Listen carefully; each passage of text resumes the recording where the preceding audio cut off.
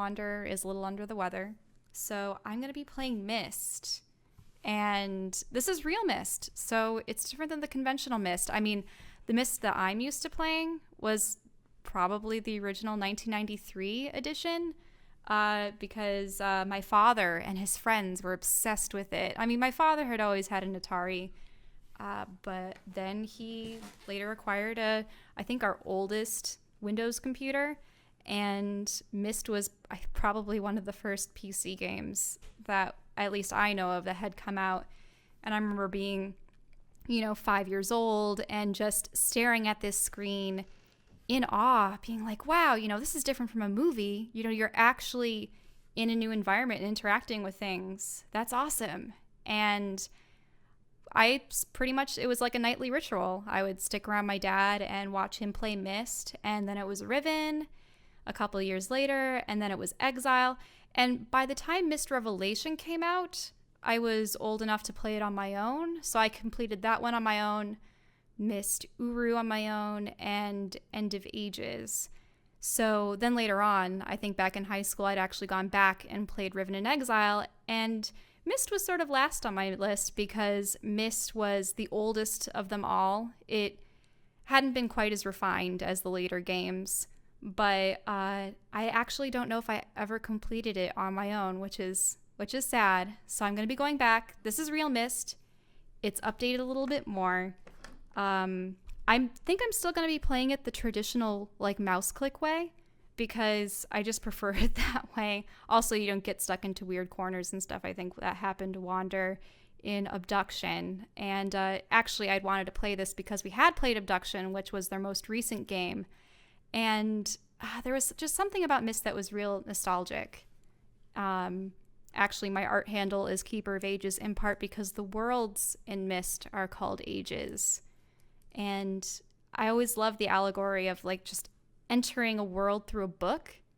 The people that create the ages of Denis are called the writers and such. So yeah, cool. So I'll start it up. Let's play Myst.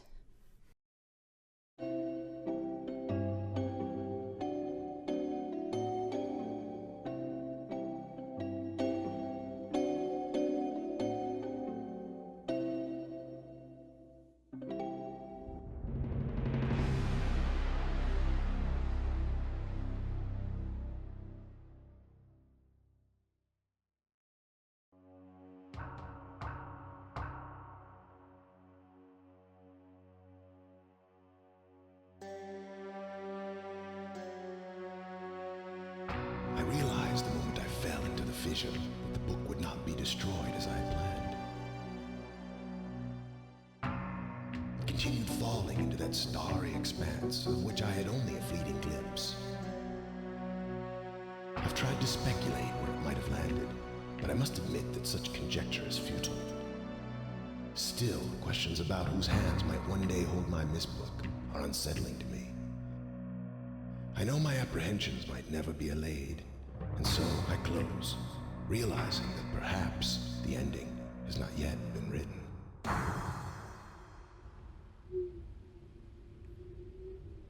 All right, and there's Myst.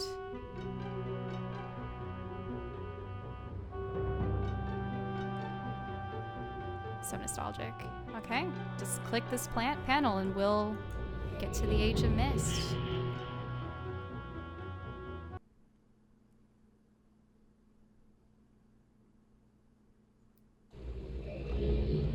All right. So I am going to play Classic Myst, which means it's going to be point and click. And escape to main menu. So this is the Island of Myst. And originally, when you played this game, you could not look around like this. I believe it wasn't until Riven that you could actually look side to side, and Exile where you could look up into the sky. So, looks like we have a sunken ship over here. A bizarre panel. And let's see, does this do anything?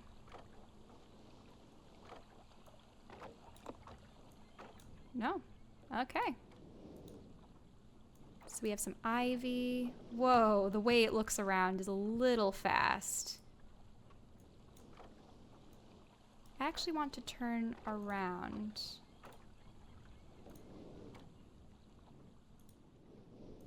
And go up here.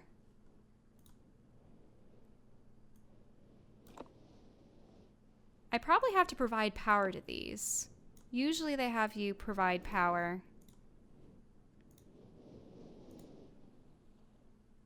This is really disorienting. I'm gonna see if I can change the options for the look speed. That's for the frame roaming. I think I'm gonna move the move speed down a tad, because whenever I shift right to left, it's just Okay, I sure would like to. Oh, I'm not quitting the game. I just want to get out of this menu. All right. So we have the ivy. Now, I don't know if you guys want to know about some of the history behind this. Yep, probably needs power. But there was an ancient race of people called the Denis, and they lived underground. Actually, one thing I'm wondering. Oh, there's the letter. Okay. Catherine, I've left for you a message of utmost importance in our forechamber beside the dock. Enter the number of marker switches on this island into the imager to receive the message. Well, to retrieve it. Yours, Atrus. Atrus, by the way, is the voice that we heard at the beginning. And Catherine is his wife. And this is interesting.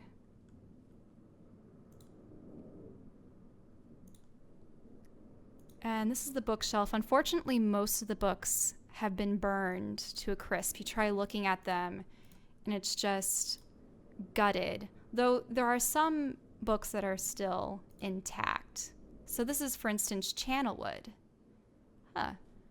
I've called this age Channelwood, and it is a very different world. Though it is exactly how I imagined it, it is still amazing to see it with my own eyes. Water covers this age as far as I can see, except for a small rocky island. Elsewhere, there are only trees which grow directly out of the water. A myriad of thin wooden passageways are built just above the water and disappear into the forest. I assume they were built some time ago, for they appear aged. I'm eager to discover more about this land and its peoples, but I have arrived here late, and I must rest. I was awakened this morning by strange noises coming from a pathway adjacent to the one on which I slept. I saw a group of monkey-like people heading in my direction. They had not seen me yet. I did not feel threatened by their presence. Their response to me was that one that I would never expected. After staring at me for a short time, they fell to their knees and began what appeared to be some sort of ceremonial worship. I tried to speak to them, but they did not understand my language. Instead, they indicated through enthusiastic hand motions that I was to follow them. As we walked, I began to notice that the waters below us were changing colors. Slowly, subtly, they would change from deep blue to muddy orange, then from muddy orange to beautifully clear. I was so intrigued by the water, I hardly noticed that we had arrived at a ladder. Climbing the ladder led us to their village, which is about 10 meters above the water, and can only be reached by a rope ladder that stretched from the lower pass to the village level approximately halfway up the grand trees. It is very interesting to watch these people carry out their daily tasks. Even after watching them for hours, I did not understand exactly what they were doing. At sunset, they motioned for me to follow them. I followed the creatures to the doorway of an enormous hut. Strangely, once inside, I found the hut appeared even larger than it had from the outside. The walls were garnished with bright metals, and in the center of the hut sat the leader of these people. At least, he appeared to be their leader, for he sat a meter off the floor in a thick throne. Guards surrounded the strong creature, who was dressed in many exotic, colorful fabrics. Next to the leader sat a very old human. At least, to some extent, he appears human. His hair, which was only on his face and head, was completely gray, almost white, and hung very long around his frail body. His thin head hung limply by an almost grotesque neck that could not hold its head up to look at me. But what a surprise, this creature could speak my language. Shortly thereafter, I was given a bed with some hand motions that looked to be telling me to go to sleep. I look forward to learning more. Don't know how long this will go. Do you guys want me to keep reading this? This will be somewhat pertinent to the age of Channelwood when we actually go there. As suspected, the ancient creature is a human, but he is old beyond his own reckoning and seems almost insane. However, the tree dwellers almost revere him as a god. They are treating me now in the same fashion, which makes me feel very uncomfortable. It is almost impossible to understand this old man. His voice is feeble, but wild. He has adopted much of the language of the tree dwellers. He himself told me that he has not spoken our own tongue in ages. He attempted to explain to me the history of this place. The following is my best translation of what he has told me. Many years ago, the humans and tree dwellers lived together in this place, which was then a vast island. They interacted very little. The humans dwelt on the ground, and the tree dwellers dwelt high above the humans. Occasionally, the island was disturbed by mysterious rumblings, which happened randomly. Some a sort of tectonic or volcanic action, I suspect. The sometimes slight, sometimes heavy tremors would only last a short time. Then they would stop, allowing everything to return to normal. One day, things changed. The rumbling began and grew quickly to unprecedented levels. Soon it became apparent that the entire island was sinking slowly into the ocean around them. Many of the humans died that day, but not before sacrificing themselves in order to stop the sinking of the island. The humans who lived through this catastrophe moved into the trees where they gradually died out, maybe because they were unequipped for such an environment, but I am not sure. This is the story the old man communicated to me, although many details are very unclear in my mind. I am especially confused as to how the humans saved the island from completely sinking. In fact, I doubt the accuracy of what part of the story. The island must have stopped on its own, yet the old man believes in the truth of the story as if he had been there, and the tree dwellers worship him, and apparently all humans, as if they were heroes or gods. The old man ended our conversation today with an event which I will never forget. He began gripping my hands tightly, murmuring something about rest and sleep. Oh, is he gonna die? He then said, "We had expected you to come sooner." These actions filled me with a sort of immediate dread.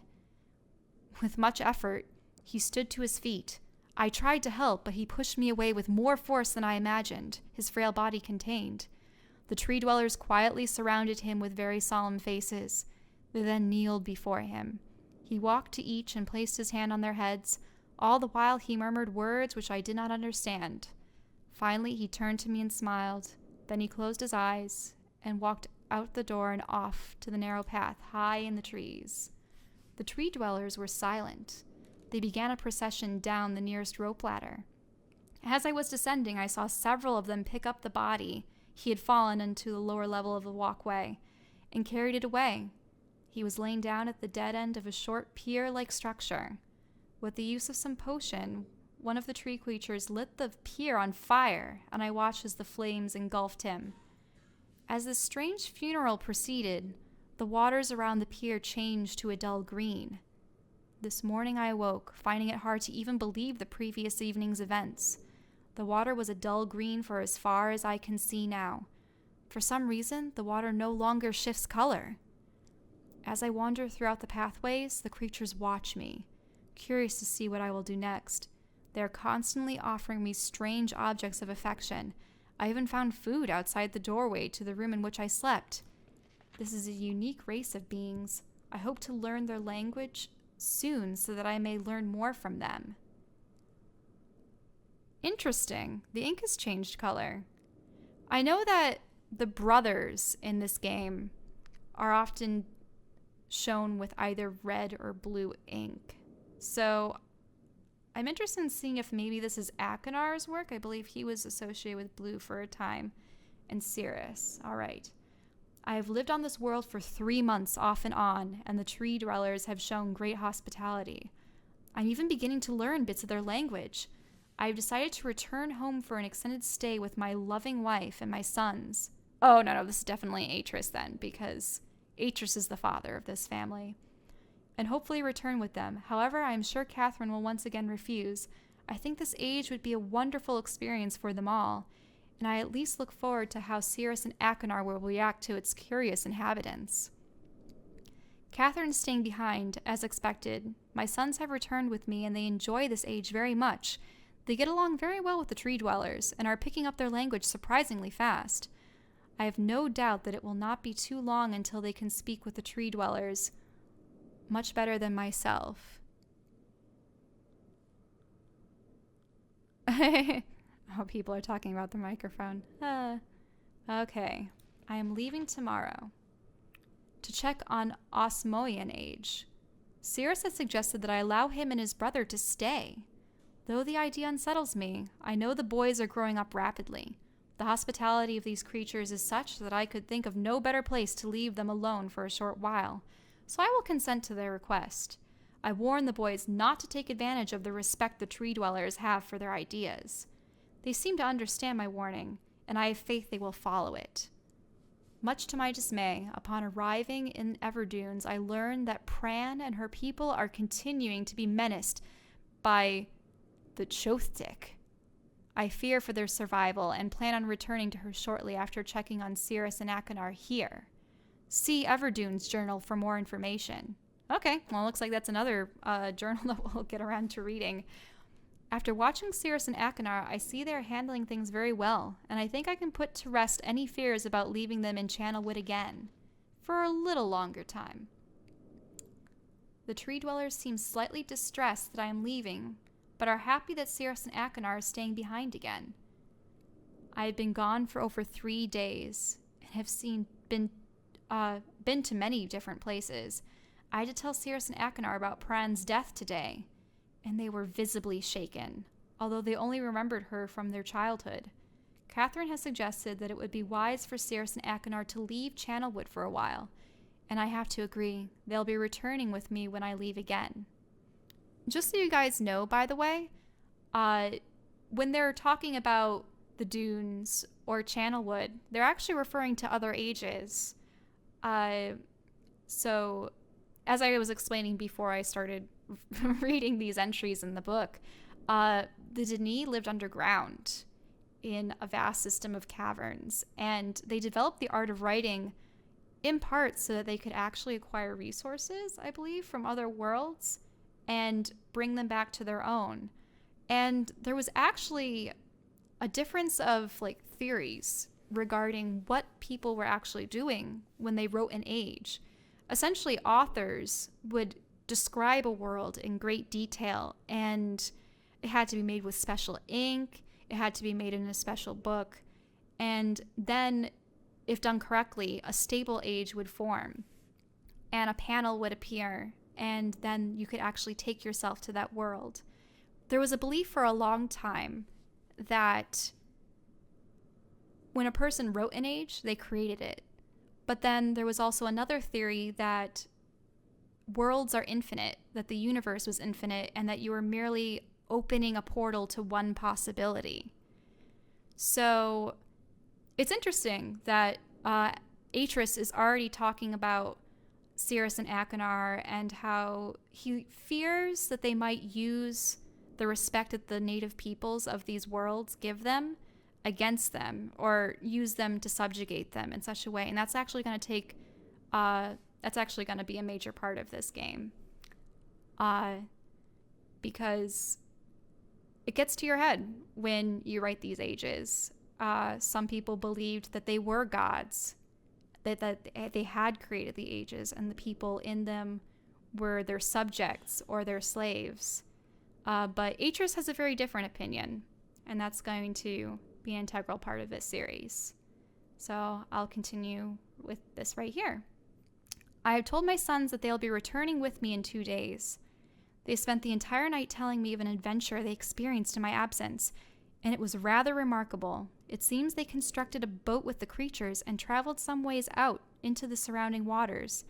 I enjoyed hearing them talking excitedly of their adventures, and I am reminded of my own adventures as a child.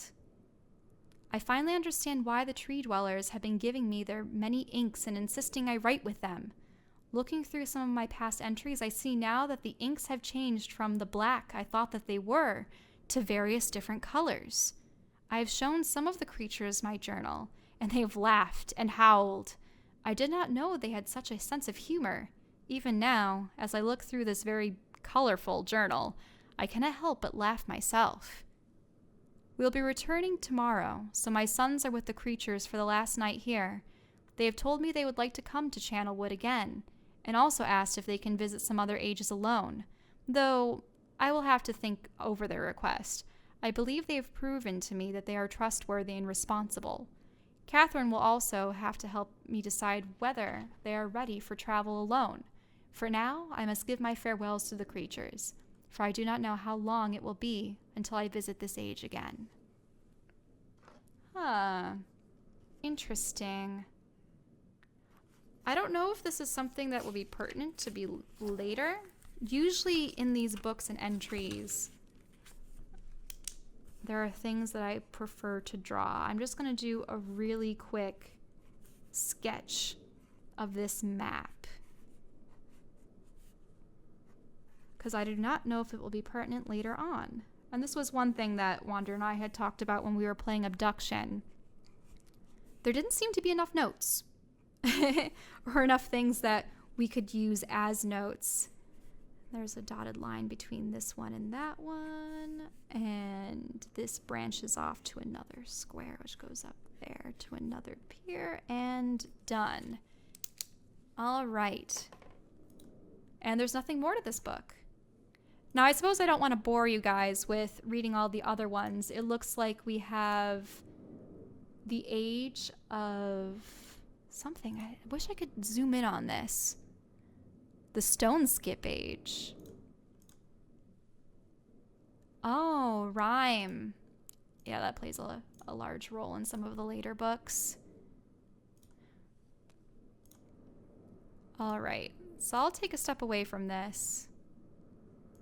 Those look like photos of the outdoors. And there's a fireplace. Ooh, interesting. This actually reminds me of what was in Revelation. Ah, yes, it's one of these puzzles. I'll have to figure out the pattern. Usually you find a number of notes and you have to combine the images in order to create the full image. So let's go over here. It looks like there's a blue page and a linking book. Except this is going to be interesting.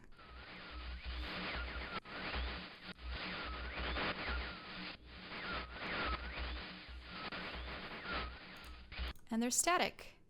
Usually that means that there's something wrong with the age, like the book has been damaged. Maybe if I put the page into the book, something will happen. Monsieur? Is that you? Who are you? See you. You know.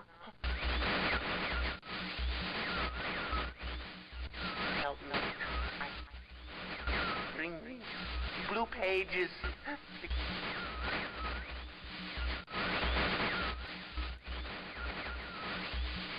Never, never. Pages.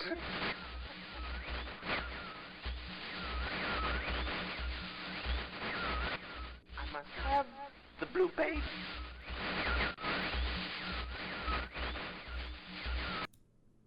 Okay. So if my memory serves me well, that is Akinar. And what he's asking for is the return of more blue pages to this book. Now, what they're currently trapped in are prison ages, where you don't have a linking book out. When you link to various worlds in Myst, you have to be careful that you have a way to return. Usually there are linking books left in the age that you're going to that will help you get back.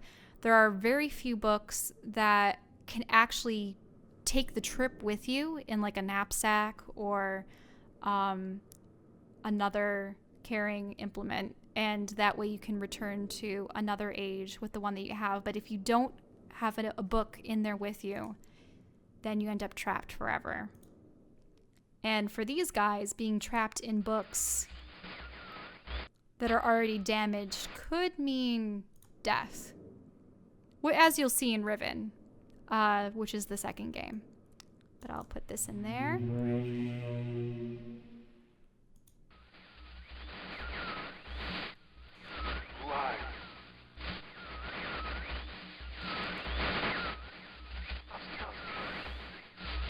Bring me a red page.